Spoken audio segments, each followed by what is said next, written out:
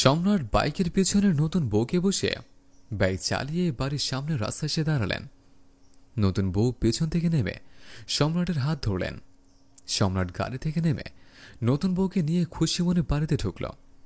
এদিকে সম্রাটের ভাই মাঠ থেকে বাড়িতে এসে ঘরে ঢুকতে যাবে, পেছন থেকে সম্রাট ডাক দিল। সম্রাটের ভাই সম্রাটের দিক তাকিয়ে দেখতে পেলেন সম্রাটের পাশে লাল শাড়ি পরে লম্বা একটা ঘোমটা দিয়ে একটা মেয়ে।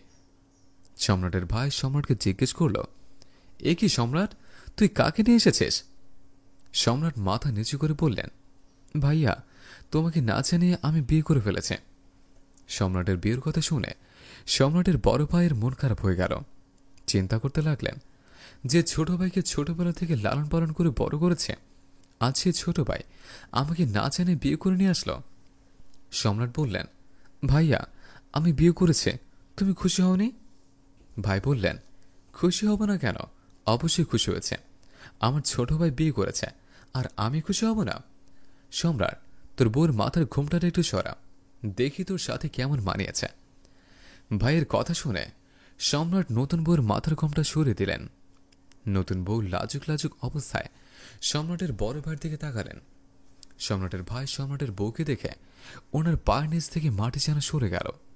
কি করবে বুঝে উঠতে পারছে না, তাই আর নিজেকে কন্ট্রোল করতে না পেরে বলতে লাগলেন, তুই এ কি করেছিস? তুই একজন মায়ের বয়সী মহিলাকে বিয়ে করে এনেছিস? আরে, দেশে কি মেয়ের অভাব ছিল যে তুই মধ্যবয়সী একজন মেয়েকে বিয়ে করে আমার সামনে নিয়ে এসেছিস? সম্রাট বললেন, ভাইয়া, তোমার কাছে মনে হচ্ছে ও মধ্যবয়সী, কিন্তু আমার কাছে ও 16 বছরের একটি মেয়ে।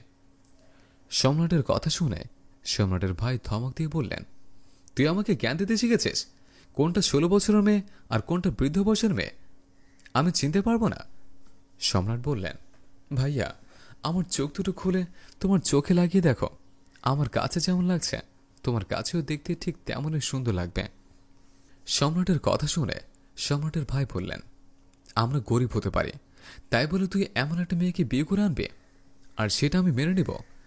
এখন এই বাড়ি থেকে তোর বউকে নিয়ে বের হয়ে যা, আমি তোর মুখও দেখতে চাই না। সম্রাটের ভাই সম্রাটের সাথে রাগারাগি করে ঘরে চলে গেল। সম্রাটের বউ বললেন, তুমি কোনো চিন্তা করো না, আমার টাকা পয়সা বাড়ি গাড়ি কোনো কিছু কি কম আছে? সব কিছুই তো তোমার। চলো, এখানে দেরি না করে আমাদের বাড়িতে চলে যাই। এই ফকিরের মতো এই বাড়িতে থাকার চেয়ে আমার বাড়িতে রাজার মতো থাকতে পারবা। সম্রাট বউর দিকে তাকিয়ে কোনো কথা না বলে বউর হাত ধরে ওখান থেকে চলে গেল। সম্রাট বউ নিয়ে শ্বশুরবাড়িতে ঢুকতে সম্রাটের শালির সাথে দেখা। সম্রাটের শালি সম্রাট আর ওর বড় আপাকে দেখে অবাক হয়ে বললেন, আপা, তুমি কি সম্রাট ভাইকে বিয়ে করেছ?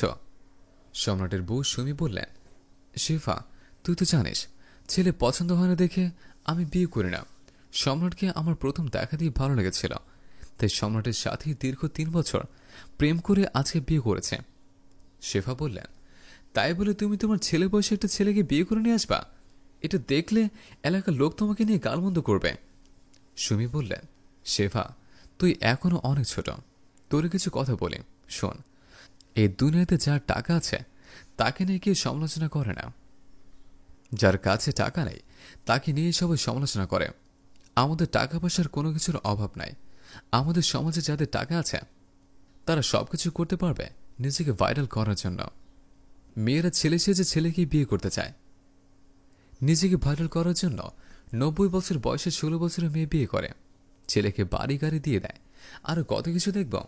এ জীবনে আমি না হয় আমার জীবনকে সুন্দর করার জন্য একটা অল্প বয়সের ছেলেকে বিয়ে করেছে। ভালোবাসা কখনো ছোট বড় কিছুই মানে না। ভালোবাসা হচ্ছে অবুঝ।